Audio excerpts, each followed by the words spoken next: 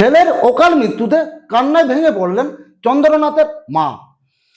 শোকাহিত পুরো মধ্যমগ্রাম।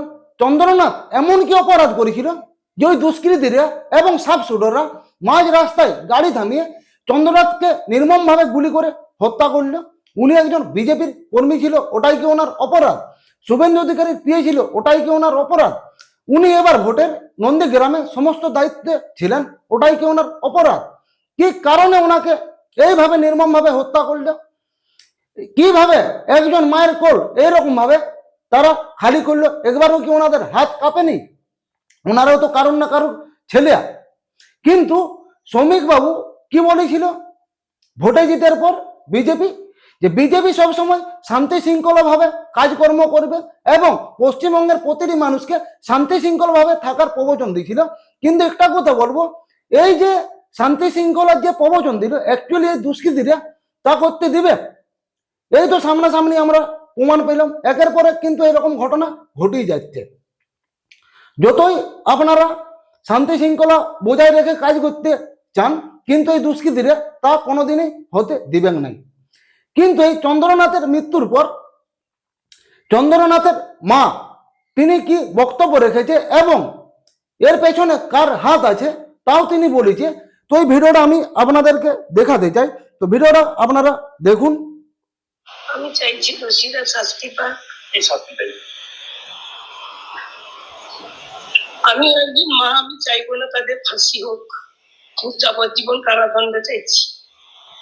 আর চাইছি যে আমরা ভারতীয় জনতা পার্টি করি বলে আমরা আজকে ক্ষমতায় আসার জন্য আমাদের সভাপতি বিরোধী দলনেতা যখন বলছেন সুশৃঙ্খল ভাবে থাকতে, তখন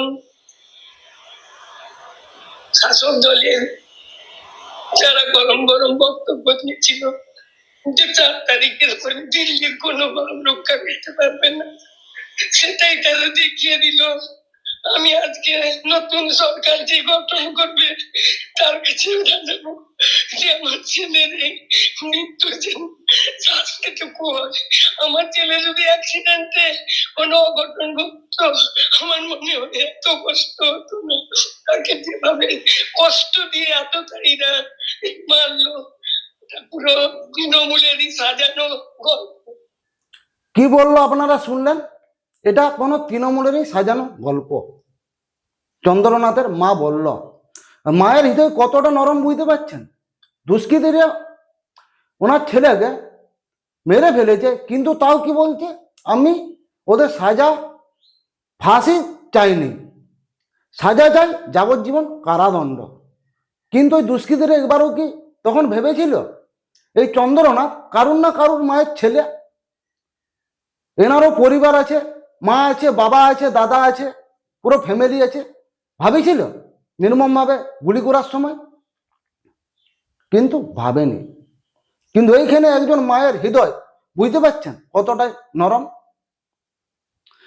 তবে একটা কথাই বলবো, এর পেছনে যারা জড়িত আছে তাদেরকে যেন এক একজনকে ধরে একদম গোড়ার থেকে মাথা পর্যন্ত প্রাপ্য সাজা দেয় পুলিশ এবং বিজেপি সমস্ত নেতাদের কাছে, এই কথাটাই বলতে চাই। আরো রিসেন্ট নিউজ আছে যেগুলো আমি আপনাদেরকে বলতে চাই। এই যে মমতা ব্যানার্জি ক্লিন বোল্ড হওয়ার সত্ত্বেও তিনি কিন্তু ব্যাট ছাড়তে চায়নি, মানে ভোটে হারার পরও কিন্তু গদি ছাড়তে চায়নি। তিনি কি বলেছিল যে আমি ভোটে হারিনি তো কি জন্য গদি ছাড়বো, বুঝতে পারছেন? কিন্তু কাল পশ্চিমবঙ্গের রাজ্যপাল বিধানসভা থেকে একদম বরখাস্ত করল এনবি রাও। যখন দেখতে সোজা আঙুলে ঘি উঠছে না, তখনই কিন্তু আঙুলটা তেড়া করল। হারার পর কোনো ইয়ার্কি পেয়েছে নাকি গদি ছাড়বেন না? যখন 2011 সালে জ্যোতি বসু হেরে যায়, হারার পর তিনি কিন্তু স্বইচ্ছে গদি ছেড়ে দিয়েছিল এবং সাইন করে দিয়েছিল। এবং সাইন করার পর তিনি যে বাড়ি আসবে, সরকারি যে গাড়িটা তিনি পেয়েছিল সেই গাড়িটাতে পর্যন্ত আসেনি। তফাৎ কিন্তু বরাবর আছে। তৃণমূল এবং সিপিএমের, আর থাকবে গো চিরকাল।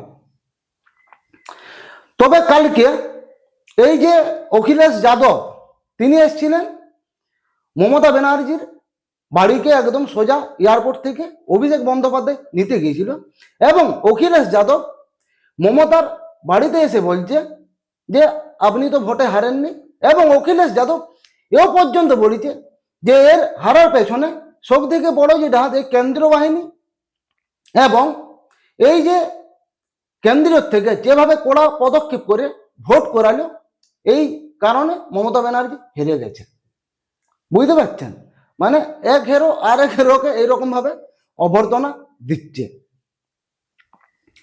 তবে আরেকটা কথা আপনাদেরকে বলার আছে, মমতা ব্যানার্জি আবার আন্দোলনে নেমেছে। কি কারণে সেইটাই জানিনি, তিনি কি চাইছেন যে আরো পুনর্নির্বাচন হোক, এই কারণে কি আন্দোলনে নেমেছে? কালকে নেমেছিল আন্দোলন, একদম একটা হইচই ব্যাপার। তো যাই হোক, ওনার ব্যাপার, পার্সোনাল, কি করবেন না করবেন। তো বন্ধুরা, এই বিষয়ে আপনাদের কি মতামত অবশ্যই কমেন্টে জানান, আর ভিডিও যদি আপনাদের ভালো লাগে অবশ্যই ভিডিওটিকে লাইক করুন, আর এই চ্যানেলে আপনারা যদি ভিজিট করে থাকেন অবশ্যই চ্যানেলটিকে সাবস্ক্রাইব করুন। আবার দেখা হচ্ছে নতুন কোনো ভিডিওতে।